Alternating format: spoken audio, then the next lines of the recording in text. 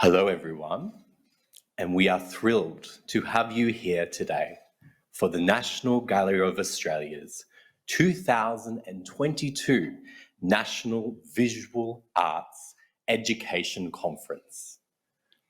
My name is Ian R.T. Collis.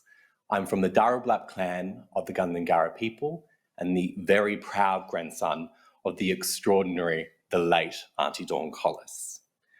My role at the National Gallery is the West Farmers Indigenous Leadership Coordinator, running and directing the Indigenous Arts Leadership Arts Program by West Farmers Arts, our wonderful partners. We're indeed very grateful.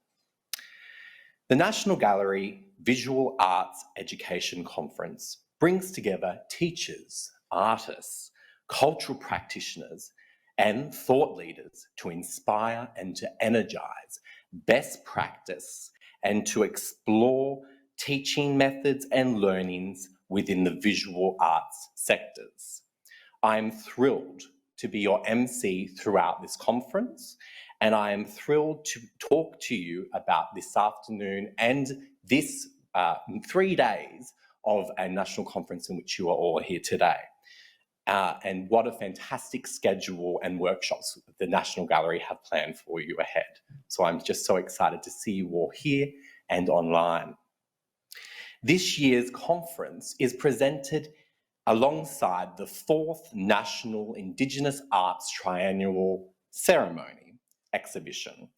Our keynote speaker this morning is none other than the ceremony curator and senior curator at large, Hetti Perkins from the Adanda and Kalkadu peoples.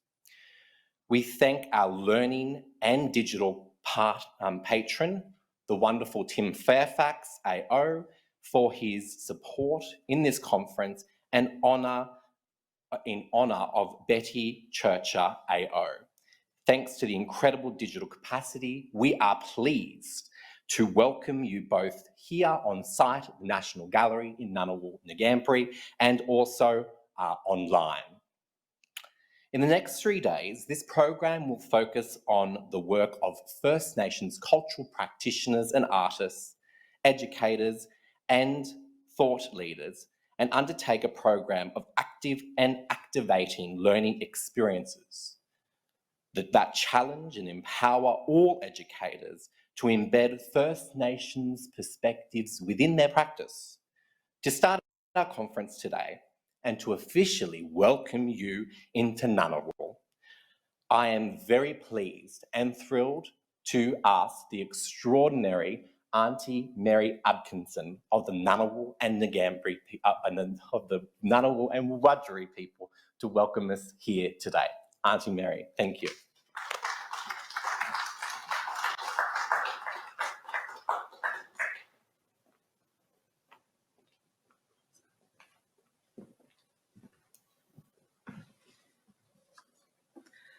Thank you, Ian. Yurdumarang, everyone.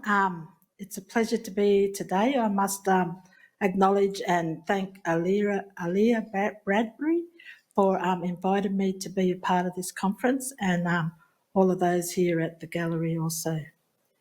I'm Auntie Mary Atkinson, a proud Ngunnawal Wiradjuri woman.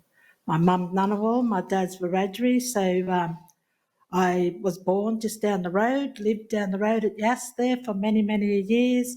Had to pull up there and do the photo thing of my old area when I come, the selfie with the, as you do. So I spoke with my auntie, who is my mum's sister and the last remaining of that generation in our family at the moment. So we're just trying to cherish those moments that we have together. So I'm very proud, and it's a pleasure to do this Welcome to Country for you guys today. Aboriginal people have always known how important it is to teach and guide young ones, and has done so for many years from the beginning of our dreaming. And now and into the future, it continues that we teach our young ones from that we always had that in us to do that. So it's important as you as educators here at this conference, I've got to get my head around that, the National Visual Art Education Conference. That's a very long word, so it's important that you guys know and understand how us as Aboriginal people have always tried to teach our young ones and instill our stories that are telling our stories throughout history. Every time a formal welcome to country is given, it continues a tradition that has always been a part of Aboriginal culture. Except for a recent lapse of about 200 plus years, it was always given by the way of welcome when permission was granted to visit a different tribal area. When we talk about Aboriginal and traditional country, we mean something beyond the dictionary definition of the word. For Aboriginal Australians, we might mean homeland or tribal or clan area, and we might mean more than just a place on the map. For us, country is a word for all the values, places, resources, stories, and cultural obligations associated with that area and its features. It describes the entirety of our ancestral domains. It is on this land that my ancestors cared, lived, learned, and raised their families. I acknowledge and pay my respects to my elders, both past, present, and of the future.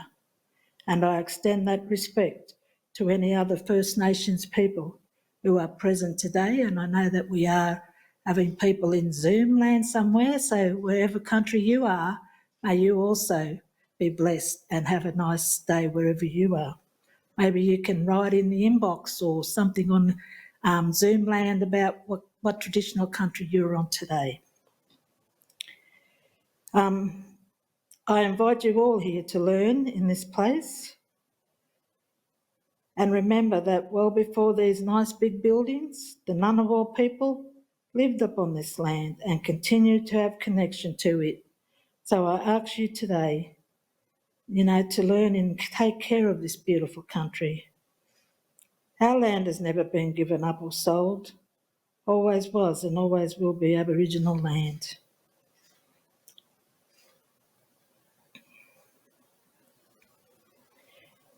Our land has never been given up or sold, always was and always will be Aboriginal land. It is time for all Australians to learn about our shared histories, cultures and achievements, and to explore how each of us can contribute and achieve reconciliation in Australia. We are all looking for significant and lasting change. Welcome to Ngunnawal lands, where we are meeting here today, but also wherever you are in Zoom land, and to look after each other and be kind as we are journey on these 3 days together. Welcome, welcome, welcome, and let's have a great conference, and thank you, and I'll be around so you can just say hello to me wherever you like. So, Mandangu, thank you very much. Thank you, Amy.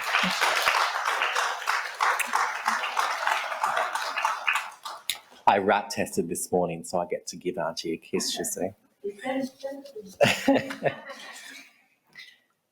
Auntie, thank you for welcoming us to Ngunnawal, and from behalf of the National Gallery, we pay our deep respects to the Ngunnawal people and acknowledge the extraordinary contributions and wealth of the gorgeous and the Ngambri people, and pay our deep respects to both of these peoples. And in paying respects, I describe country for our blind peoples. Country is unique to its own environment. This country is surrounded by beautiful rivers going through it, mountains and birds that sing us awake every day.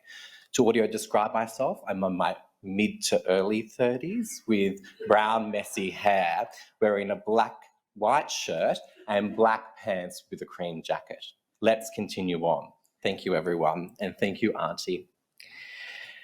It is my absolute pleasure to invite up a man who I look up to and admire and respect in so many ways, the Director of the National Gallery of Australia, Nick Misovich.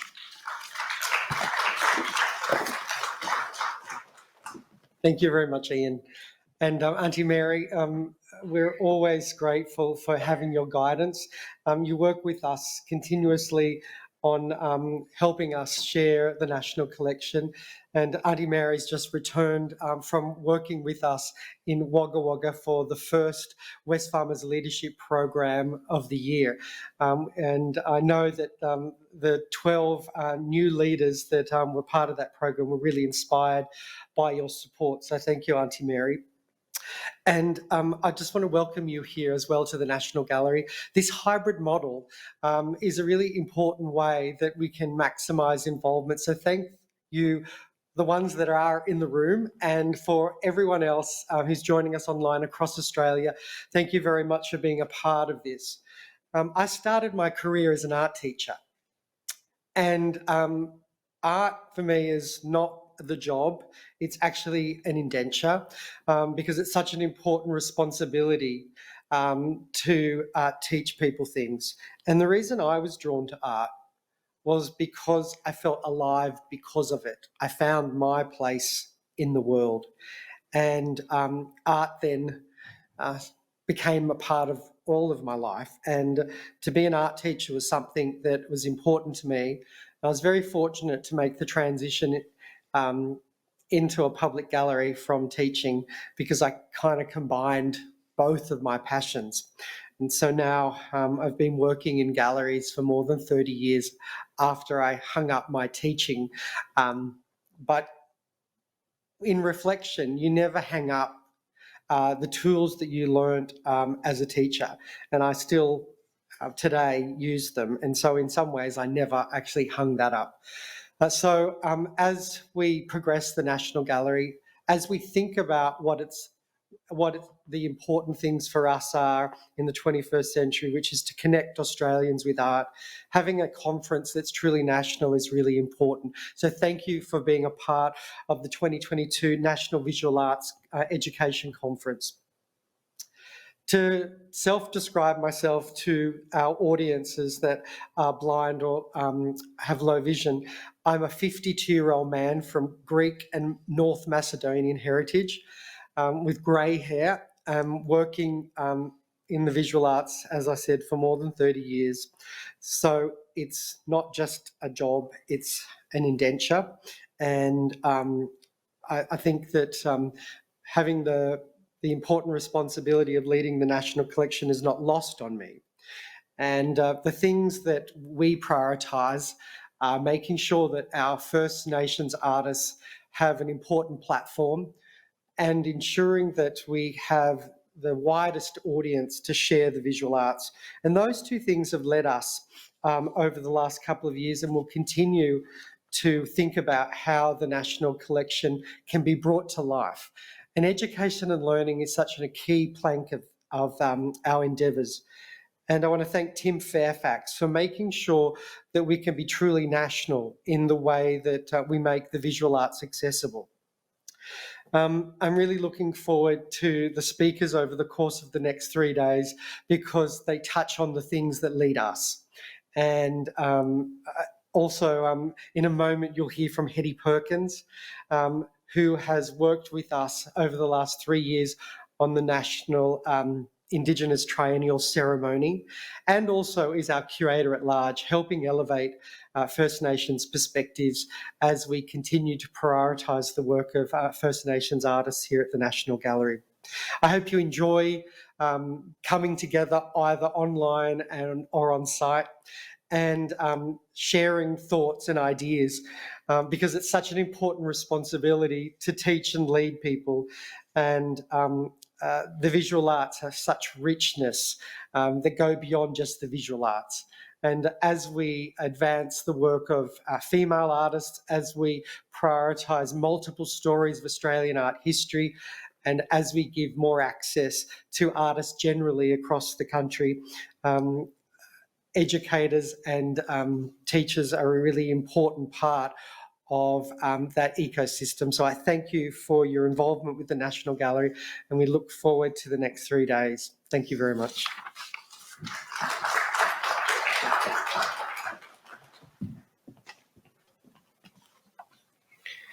Thank you, Nick. And as Nick has echoed, this is a wonderful national conference. And with that, I am now privileged to welcome the wonderful and the extraordinary Hetti Perkins from the Aranda and Kakadu peoples, Senior Curator at Large, Aboriginal and Torres Strait Islander Art at the National Gallery of Australia, daughter of the famed advocate Charles Perkins, AO. Hetti has spent her whole life advocating for First Nations artists and arts. With over a 30-year career, she has co-curated the Pavilion at the Venice Biennale and has written, presented and produced documentary series for the ABC TV, SBS and NITV, and has worked on many projects, including Documenta 13.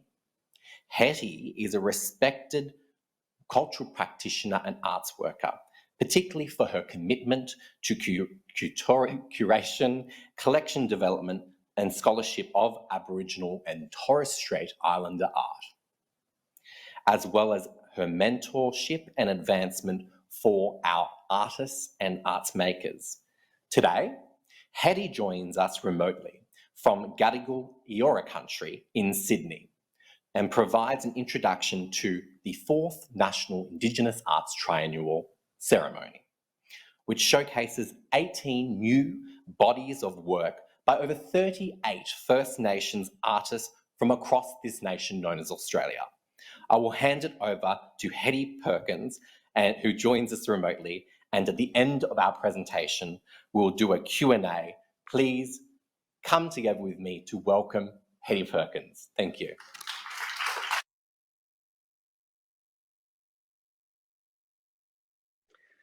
Hello, hi everyone, and sorry, I'll keep tapping my ears to make sure my things don't fall out.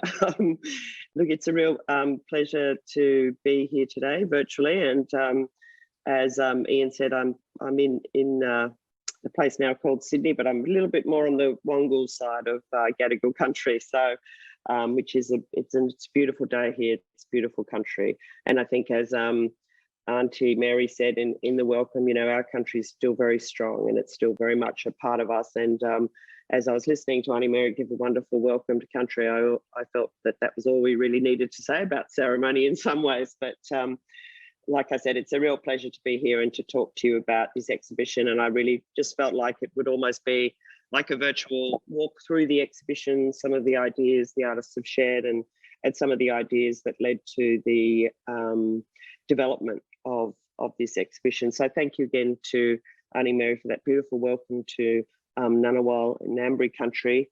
And as an Aranda and Kalkadoon person, I'd like to also acknowledge all of the artists who are in ceremony there as custodians of their lands across this beautiful nation, and also all of the staff at the gallery and those of us who are part of this conference. I acknowledge all of your custodianship of your ancestral lands, and as Auntie Mary said, always was and always will be. So I might begin with the, I should actually also self-describe. So I'm an Aboriginal woman and I'm 56 years old, of olive skin, dark hair, wearing a black jacket, also wearing glasses, and behind me on a black wall, I have two beautiful paintings that I'm fortunate enough to own by Pinta Japananga and Benny Japujari from the Papanyatula Artists Collective in Central Australia. So that's a little bit of what I look like, and I'm looking a little bit nervous, but very happy to be here. So thank you. I wonder if we should begin, just might walk you through some of the images from the exhibition and just talk about a little bit about each of them. And I'd really like to leave some time to be able to talk with people that are online and in the audience there at the National Gallery to ask some questions and just have a little chat about everything. So we might move forward. Oh yes, sorry, I have the clicker. Just see if that's working. Yes, thank you. So as you can see, ceremony here, it's a beautiful a beautiful sort of graphic image to represent the exhibition and what it's about. And one of the things that I really, I guess, was thinking about in developing the triennial at the invitation of the wonderful Nick Mitzovich was to really assert the fact that ceremony, I think people often think about it as something it's either part of the past, not part of the present day, but also something that only happens in particular parts of Australia. And so for me and the team that I worked with on this exhibition, Kelly Cole, Aidan Hartshorn and Peter Johnson, we really wanted to look at the ways that artists express that ceremonial connection in many different ways throughout their different practices. And so there's quite a diverse range of artists, the countries that they're from, but also what they're talking about and and the way that they express that connection to country. But it all comes down to this, it all comes back in some way in very new and innovative and contemporary, but still very connected ways to this idea of ceremony. So we really looked at this idea of ceremony being the nexus, you know, of country, culture, and community. And and one of the things we were very pleased to do, and again picking up on what Auntie Mary said about the importance of acknowledging country and being welcomed onto country, was to really create a strong connection with this exhibition to the place that the National Gallery stands on. And of course, being Ngunnawal Ngambri country, these designs that you see that are inscribed in the word ceremony here are by Paul Girawa House and refer to the tree scarring. And it was really wonderful to actually, when we began working on this exhibition, to be talking with Bruce McLean about a proposal that Paul House and his mother, Dr. Matilda House, had put to the gallery to embark on a series of tree scarring projects in the gallery precinct, which is a project Paul is hoping will eventually spread right throughout the parliamentary triangle. And it's a very interesting proposition in one that it does assert the ceremonial, that this, Canberra itself, or Canberra, is a ceremonial place. It's still a place of ceremony, of culture, and it's an interesting intersection, given that where the National Gallery is located today is often described in sort of by white fella planning controls and stuff as a ceremonial place, a ceremonial parade ground, the parliamentary triangle. So there's this interesting intersection of sort of cultural geometries or cultural, placemaking. So here we can see, I've just shown there's a few slides of just how this sort of whole process works, and it's a beautiful process to watch. And those of you who live or have visited Canberra in recent times have probably seen Paul on the grounds of the gallery creating these beautiful scar trees. And it's useful, I think, to add that he's received so much interest from people, and particularly children who've asked if they can help. And he says the sort of makes a bit of a joke, but it's a serious fun when he says that some of the kids have come up to him and said, "Oh, are you allowed to do that?" And he said, "Yes, I asked my mum and she said I could." And I think that's a really cute way of sort of thinking about not only that inherited tradition, but the way that in a contemporary sense, in a contemporary world, it is still very strong, and one that Paul and his mother are very generous in wanting to share with the wider community. So here you can see he's incised the shape of the tree scar, and with the piece of bark that he removes from the tree, he's made some beautiful coulamons that will potentially become part of the National Gallery's collection. And but I was really always impressed with the way that when he's undertaking this process, he really talks to the trees. He's pouring water on the tree as he's doing it, and so he's creating this very important sort of cultural context within which he can undertake this ceremonial act of creating the scar. Here you can see him working on some of the designs, which are very much related to this country and totemic beings and ancestral stories from this area. and there's one of the finished trees, and it's a beautiful thing to be able to walk around the gallery and actually the gallery precinct and sort of come across some of them quite unexpectedly. You know, they're not presented in a way that's very kind of monumental or sort of a plonk sculpture. You know, they're much more integrated within country, and they're a constant reminder of you know, whose country this is and the ancient connection that people have to this place. And to my mind, I feel like when I'm walking through the gardens that it's almost like a conversation that's happening, you know, a sort of a beautiful whispered conversation, and you can really feel sort of part of that story and part of that narrative. I am sort of going to go quite quickly through them because I'm conscious of not taking up too much time this morning. And I think one of the things that we were really excited about then picking up on the connection, you know, that the triennial takes place in Canberra. It is obviously a contested site. And one of the things that is a real indication of that, of course, is the lake, Lake Burley Griffin, which was flooded in, I think, 1963. And during the flooding of that country, a ceremonial ground, which still exists, except it is underwater, was flooded next to which is near the present day site of the National Museum of Australia. And so when we were talking to this artist, Robert Fielding, who of course is from Mimili in the Anangu, Pitjantjatjara and Yankunytjatjara lands in South Australia, he wanted to create one of his quite famous car wreck, if you like, works and bring that to Canberra. And so we really talked to him about the idea of this lake and the idea that, you know, it's a way of the impact it's had on country and on the ceremonial ground, as I said earlier. And so we decided to sort of try and float this car, put this car on the lake. And one of the impressions I think that people will have as they walk past is, well, that's really surreal. What's a car doing out in the middle of the lake? But of course, it's the lake itself that is actually surreal. So it makes it's again quite a subtle, but I think really elegantly made point by the artist Robert Fielding.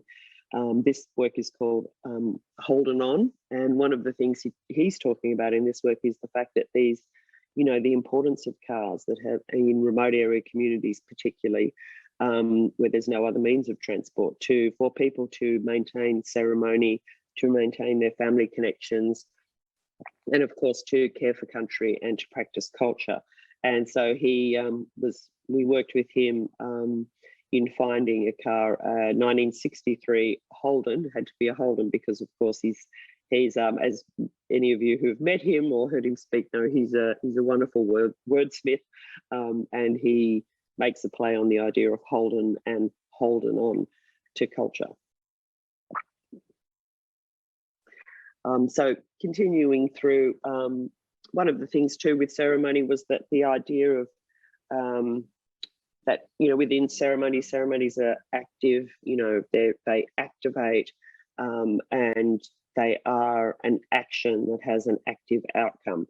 And so one of the things we were talking about with artists is this idea of like a formula that might have like an active ingredient or a radical agent, how that might be something that is part of their work, or we were looking at artists where that is very much a feature of their work. And so performance is something that came through very strongly when we were working on this exhibition with the artists. And interestingly, one of the artists is a very Joel Bray, a Wiradjuri man, who's a really wonderful dancer and choreographer and theatre maker, actually proposed doing a video of his work. And it was, the phrase, the work means the wind will bring the rain. And one of the inspirations for Joel was that when he was, he lives in Naarm or Melbourne, when he's away from country, he'll often, particularly during COVID, when he was, you know, obviously Melbourne went through significant lockdown and so on, he'd watch the weather radar, the rain radar, and when he saw the rain was coming from Wiradjuri country over Melbourne where he lives, he would go out and stand in the rain and let that, you know, he would connect with country in that way by standing in the rain and letting, you know, the rain soaking his skin. And so this is really a kind of this video work, which is a multi-channel, multi-screen work and soundtrack. Sorry, just excuse me for a sec. Is very much it's a celebration of his country, and expresses his connection to country, and was very much inspired by this idea of being away from country, and that sort of homesickness, that kind of literally that sickness that people get being away from country.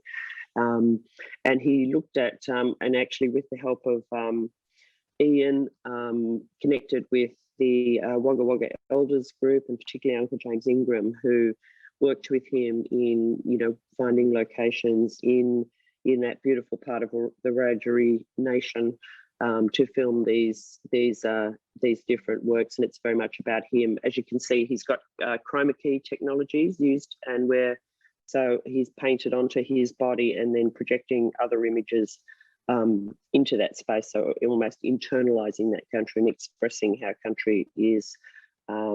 It's a very visceral, corporeal connection that our people have to place. And then also looking at some of the changes, through agriculture and industrialization and so on, and the impact that has had on country. But again, that very strong idea that country, maintains, whether it's layered in concrete or, buildings or whatever, country is still there, and it's very much the strong and beating heart of our communities. There's another image just to sort of show you some of the different shots. It's quite small for me, so I can't see it properly, but and then again, there is this very beautiful soundtrack that accompanies the work.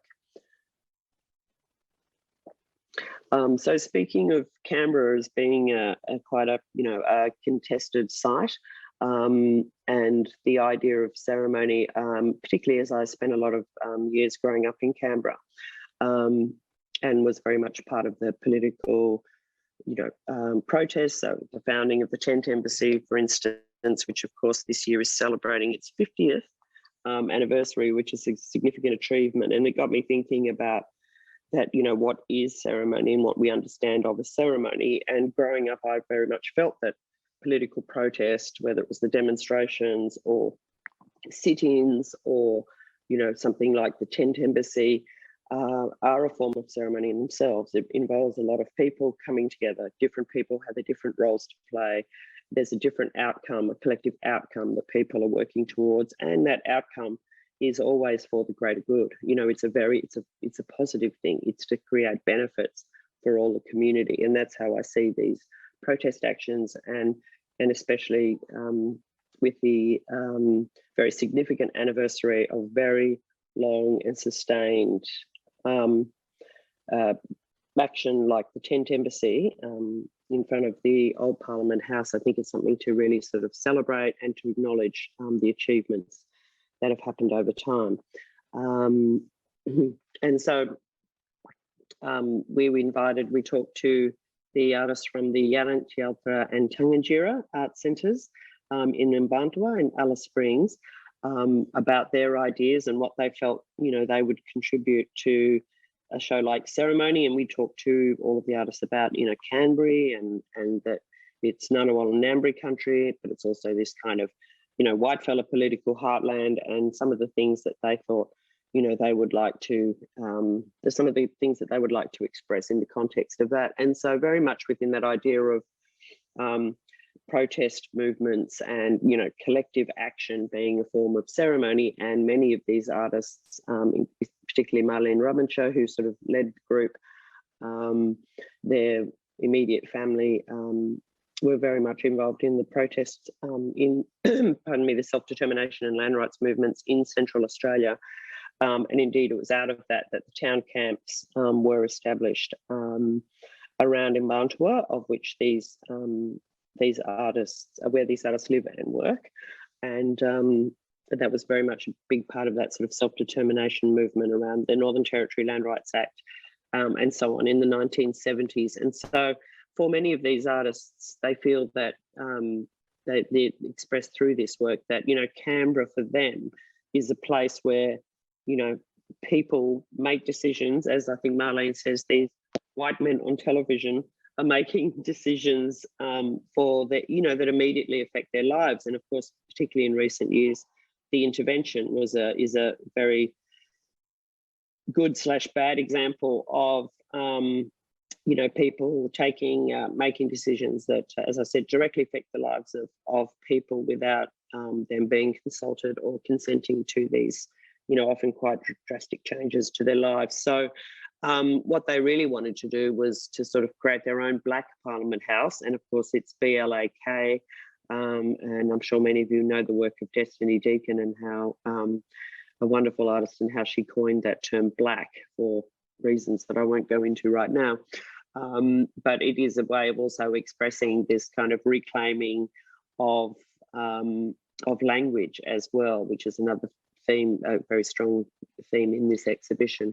So here you see the Parliament House with its very distinctive architectural features, and behind it, what is Kurrajong Hill, or now called Capitol Hill, is like a humpy, which of course is very much a part of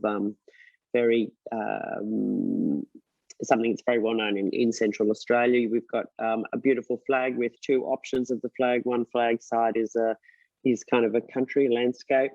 And in this case, it's Heavy Tree Gap in Alice Springs, and on the other side is a more conventional kind of flag shape. So again, it's making that connection between, what is a flag, and that having a connection to country indeed is much more of a symbol of custodianship, I suppose, rather than ownership of a place. Around the soakage, or the sort of water hole in front, you can see all these various figures, dancing women, birds, these wonderful sort of fantastical creatures. And it's really about expressing this way that this parliament, or this, it has a role. It should represent everyone, everyone's interests should be represented in this place, and should be conducted in a way that is more commensurate with community and collaborative principles. You can see in one of the images, there's even the Queen there, who's having and I asked Marlene, is she saluting or waving? And she said she's waving like the Queen waves. So everyone's got a place in this conversation. And I think that what it says to me anyway is that everyone should have an equal voice and an equal place. And around the sculpture, the soft sculpture, you can see all of these amazing protest placards, which very much are a reference to, acknowledge the role of the tent embassy, and also that, our people, a lot of people of my generation and before, and continue to be involved in protest action. That is very much a part of our lives as contemporary First Nations people. And I think that it's for many of us, walking past, I see signs that, what do we want? Land rights, always was, always will be. Again, I'm touching on Auntie Mary's words this morning. These have become very important sort of mantras in our lives, and it's a way of expressing our unity as First Nations people, while recognising we come from very diverse backgrounds, but we do have this collective thing, which is this ceremony which connects us to our country, our culture, and our communities. This beautiful work in the foyer by Penny Evans, it's a really significant work. It took over 2 years for her to make this work for the exhibition, and luckily, she was able to complete the work. She lives in the Northern Rivers region and experienced the terrible flooding that's happened in recent times, as well as bushfires. And so this work is very much at its heart about climate change, which is another theme that comes through very strongly in this exhibition. Of course, if we're talking about ceremony and country, and a lot of ceremonies are about country and about nurturing country and regenerating country and expressing that connection. So there's over 280 individual pieces in this installation, and it was really inspired by Penny visiting a site in Yagal country, which is close to where she lives, and she's got some really strong connections to Yagal community and has permission to visit that country and work on that country. And she visited it over a number of years after 2 big bushfires, wildfires had gone through that place. And she was really looking at the Banksia and how the Banksia had been, their experience of the bushfire, whether they'd sort of just been mildly experienced or they've been absolutely devastated, but also the recovery rates of the Banksia. And so you'll see as you look into these works and look at them very closely, some are, quite burnt out, others have just been sort of received a surface burn or so on. But it's really also making equivalence because they're so anthropomorphic. These sort of Banksia pods, or pods, I guess. She's really giving them this beautiful sort of human quality. And in the grouping that she's arranged here with this installation, as she was grouping it, she was saying, like, for instance, you can see in the lower bottom right, she calls that a grandmother with all the grandkids around her. And then other forms throughout the installation refer to kinship systems. So Penny is Gumawai, and so she's talking about some of those kinship systems in her country. Many of the kind of very singular objects she calls elders, and then she talks about them. Some of them are dancing, some of them are congregating, having talks, but she's also wanting to sort of capture like the feel of a fire front sweeping through country. So you can see sparks flying on the top of the work, and also sort of spiraling forms that indicate, like smoke and other things. So it's a very beautiful, very complex, but very, very engaging animated work that really speaks to Penny's connection to country and makes a real equivalence between, the cataclysmic effect of bushfire, and then with the sort of effect of colonisation on our people, and how different, how that trauma is manifested, and how people recover, and people, some more slowly than others, and so on. So it's a really deeply evocative work and very moving. Ooh, I'm very late. I have to rip through these. This is Kumanara Carroll, who's from Pukaja in South Australia, also in the APY lands. Wonderful ceramicist. Very sadly, he passed away last year, and but was able to complete these beautiful works before that for us. And these are inspired by a trip. He had to leave the Northern Territory as a young man, and made his way, by himself on a donkey to Pukaja, and where he started a family and settled down. And it wasn't until he was an old man that he was able to return to his father's country, Pinjabi country, in the Western Desert. And these beautiful ceramics are a result of that experience of celebrating the distinctive sites, ceremonial sites within his father's country. And it was a theme he returned to again and again. And iteration is something that I think is very much a important part of my understanding of what ceremony means. It's that idea of, particularly in an oral-based culture, where things are said over and over again, whether through song or ceremony or even through mark making. But and this sort of idea of iteration as opposed to just repetition is something that I think is a very distinctive form of ceremony. It's also why we have, it's been one of the things that has enabled us to be the inheritors of the world's continuous oldest cultural tradition. And so there's, so that's beautiful. Manara Carroll's outstanding ceramics, and we're very grateful to his family and his widow, Mrs. Carroll, for allowing us to continue to show the works and images of the artist. This idea of iteration continues in these works by Mantua Nungala. This collective that Mantua Nungala is part of, the Papanya Tula Artists Collective, also celebrates its 50th anniversary, which is quite an achievement for an Aboriginal owned and run art company in Australia. and the National Gallery acquired this incredible triptych, which is the first, it's actually the first time that the collective has made a work on this scale in its 50-year history. So it's very appropriately found its home in the National Collection. And this work is about the ancestral women from around, who travel quite widely, but around at a particular site called Marapinti, which is just very close to Kirikora, which is just across the border into Western Australia from the Northern Territory, where Nangala lives and works. And the very fine detail of these works, the beautiful, you know, again, that active iteration of mark making over and over and over again. I think to me, it really talks about what I've witnessed, you know, with artists making work and so on, this kind of space that an artist goes to, this kind of to channel that kind of energy and that connection, that kind of that sort of ceremonial current, if you like, that comes through them and onto the, whether it's the canvas or the ceramic or whatever medium they're working in.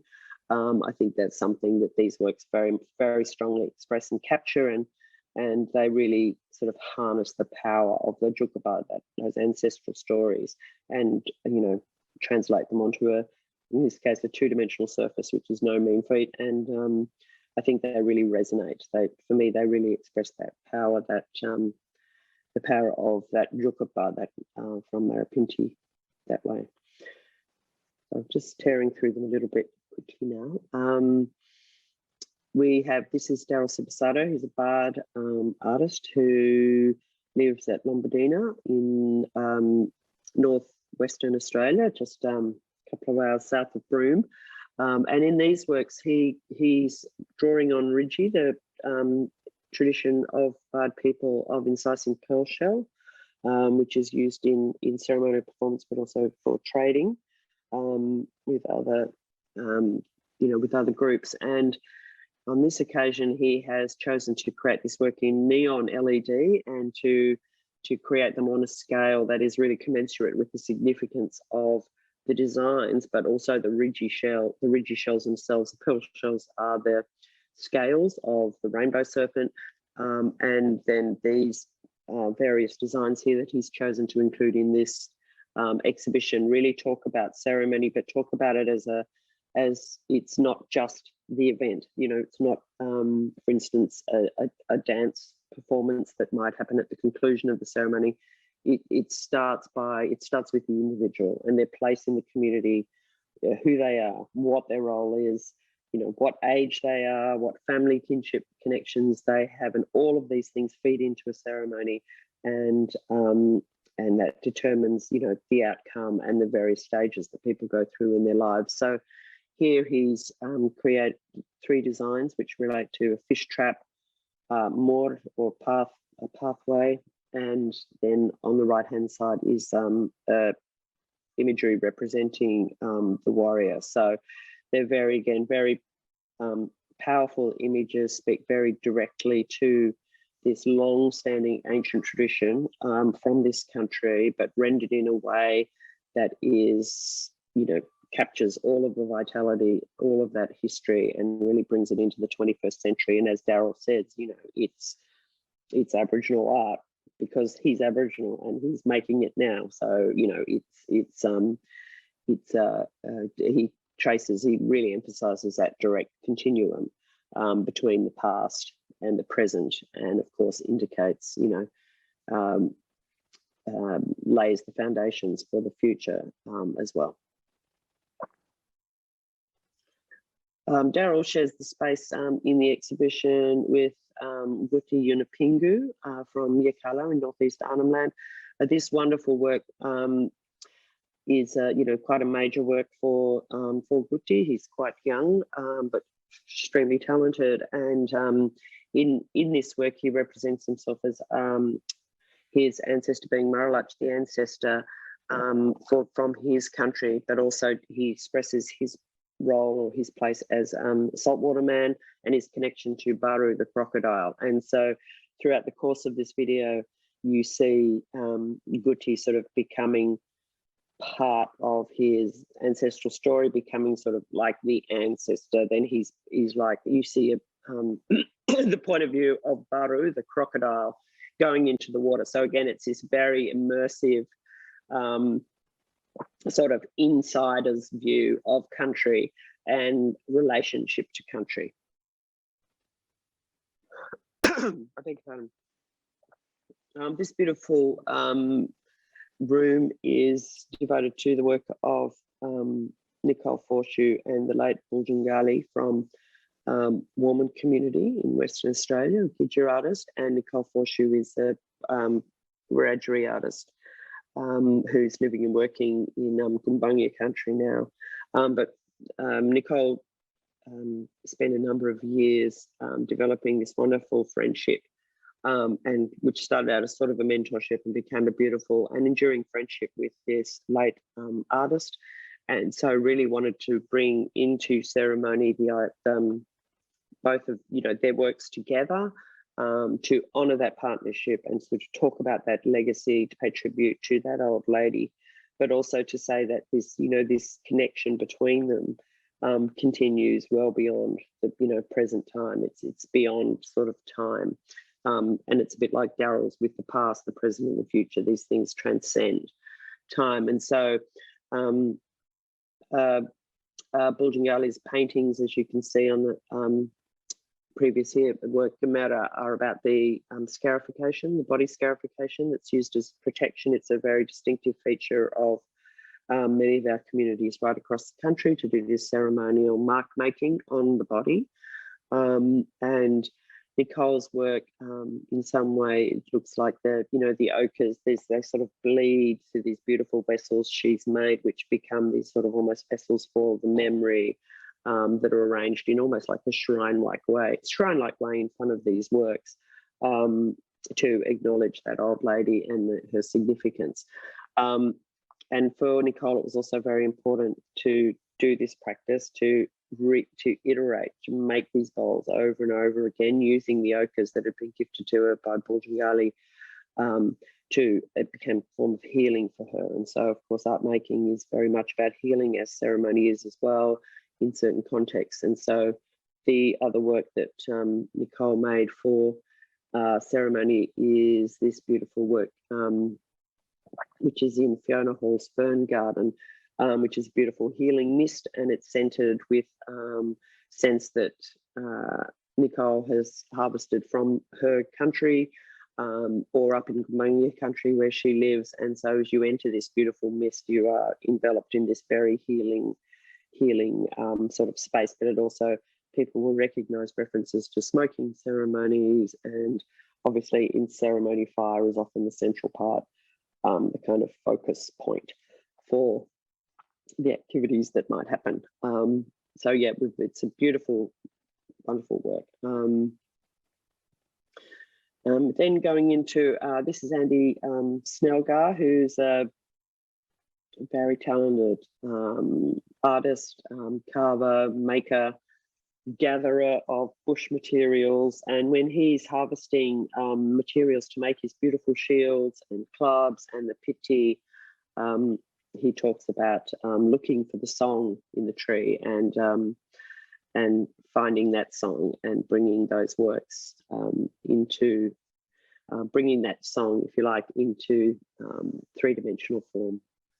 And each of these works have a very particular story to them, whether it's a story, his own personal story, or a bigger story, like celebrating, for instance, as he says, Mother Earth being the foundation for everything, and then talking, but then some of his own personal stories.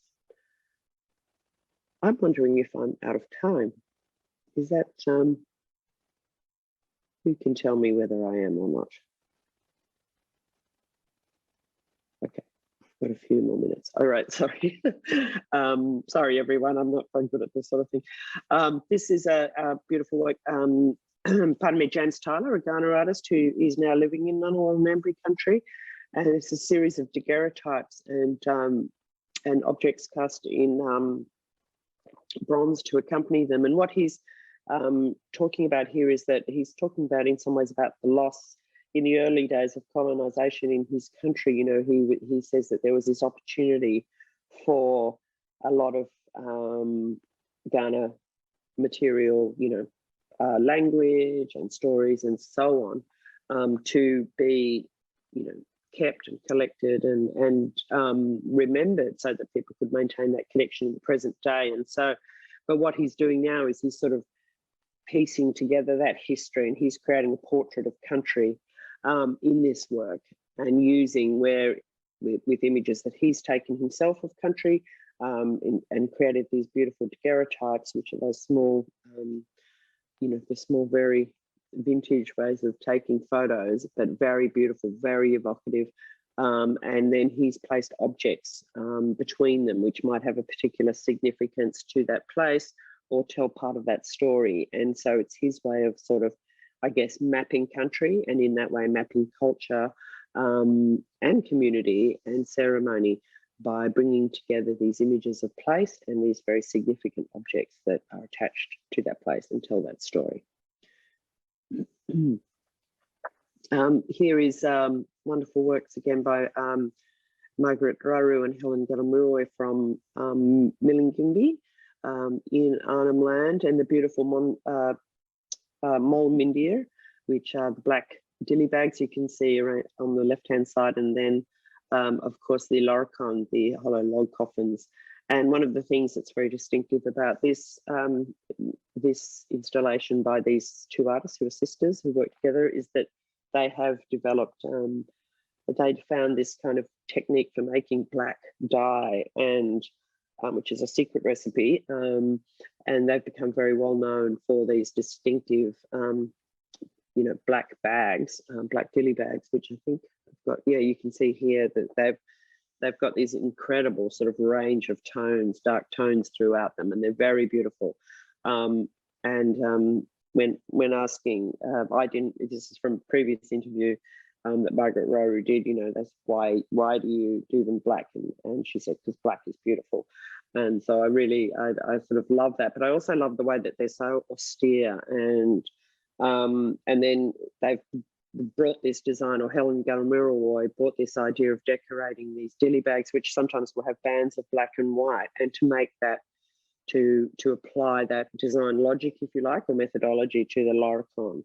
And so here you see these magpie goose, a reference to a magpie goose, this beautiful black and white banding on these three loricon, which is, something that is quite new. And they were saying it's like weaving design translated into, in this case, this particular sculptural form. And of course, dilly bags, or mindir, are very much part of foundational ancestral stories from that country, the Jankawu sisters, who were responsible for creating the different moieties and country, and they travelled quite widely, and that's a story that is collectively shared over vast geography by many of the clans and language groups throughout Arnhem Land. And so it's a beautiful way of, again, bringing that something that, because the Jankawu sisters carried these mindir, they were sacred objects, and they contained sacred objects that had a very active and functional and creative role. And so again, it's that really that continuing of that story and into the present day, and this idea of innovation that I think has been one of the reasons why we have been able to sustain our culture over millennia, and particularly in the last couple of 100 years, when there's been significant challenges.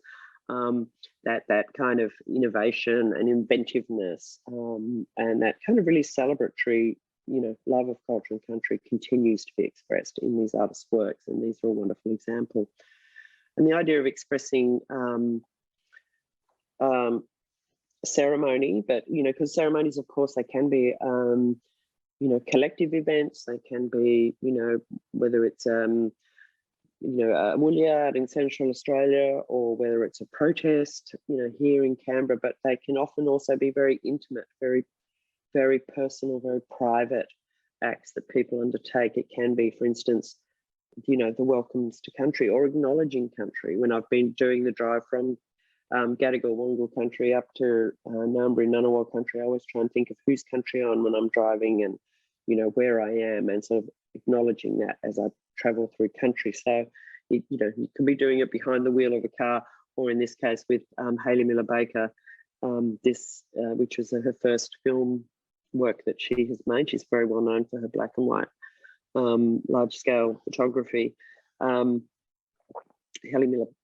Miller Baker, she really tried to express her sort of a process that she goes through every night, of this very intimate, personal, ceremonial process in which she engages with the spirit world, and using for Hayley, using the black and white is very much part of being seen as a way of being seen as the truth.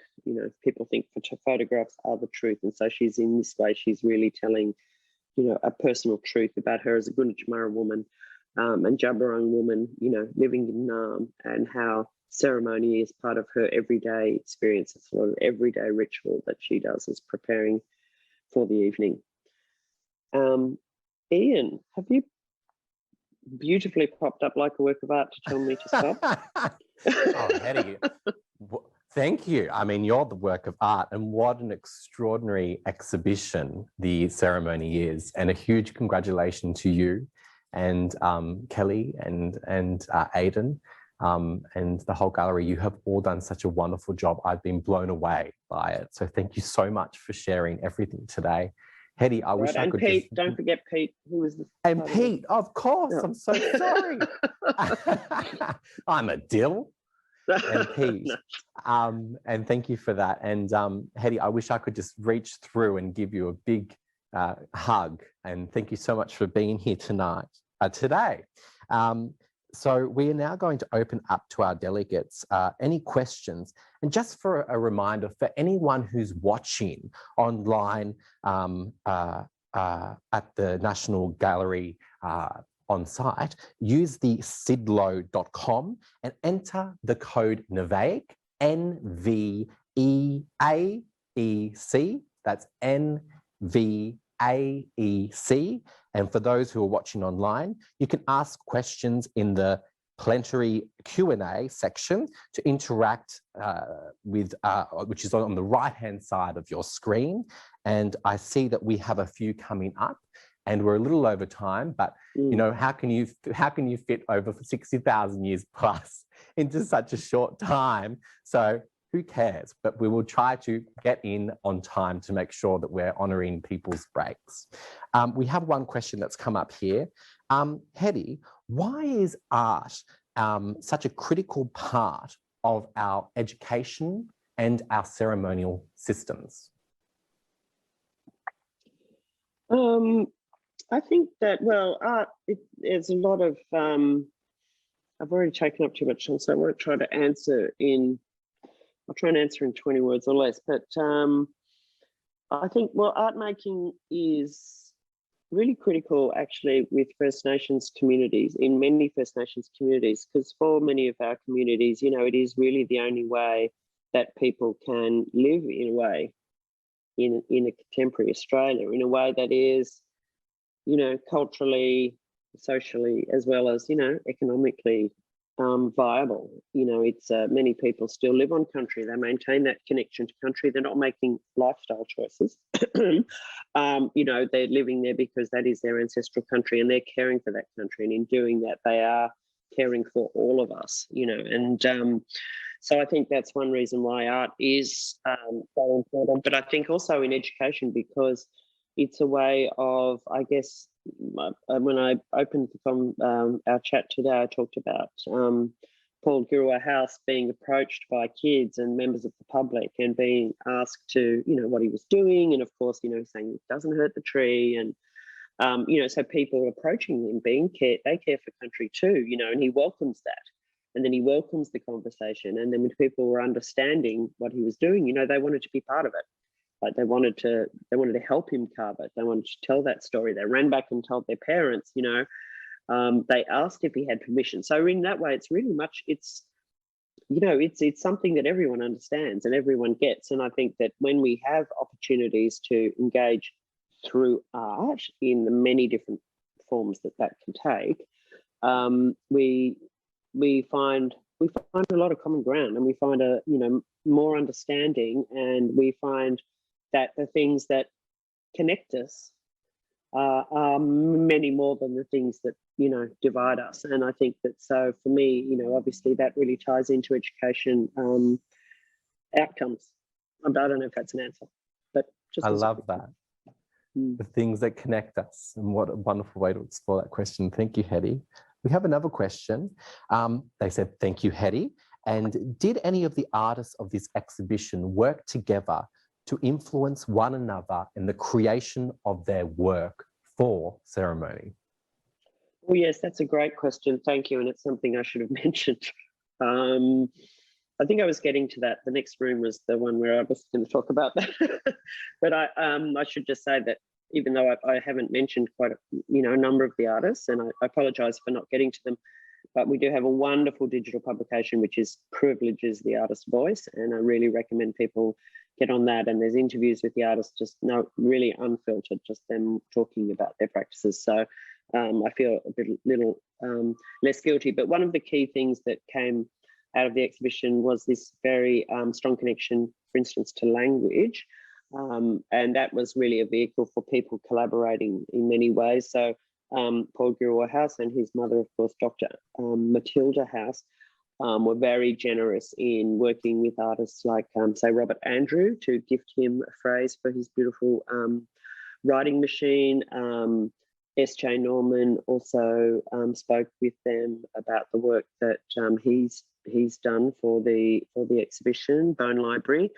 And they were also across quite a few of the artists' work to just sort of understand what was happening and sort of give their blessing, really. And I just can't say a bit. We'd like the same with Auntie Mary Atkinson, you know, the incredible generosity and welcoming spirit that the artists felt was offered to them was really made a difference in their ability and their confidence and their willingness to engage with this exhibition on not on their own country. So it's always really important. So yes, there was, and of course Aidan Hartshorn, who is the Wesfarmers curatorial person, don't know his title exactly.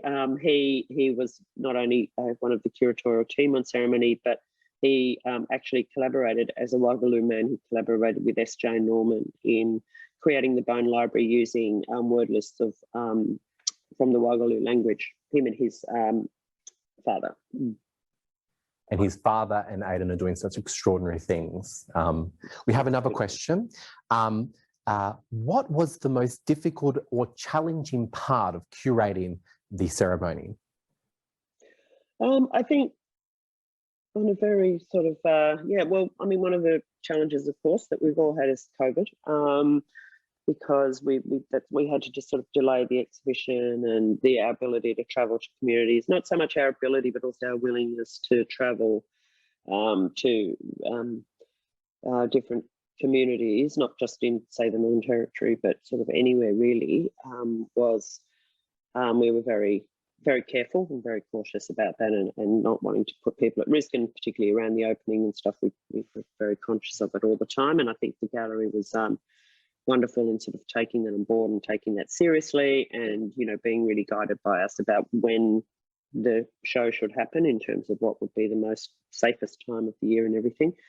So that was a real challenge. But also I think that it was, you know, it is 18 newly commissioned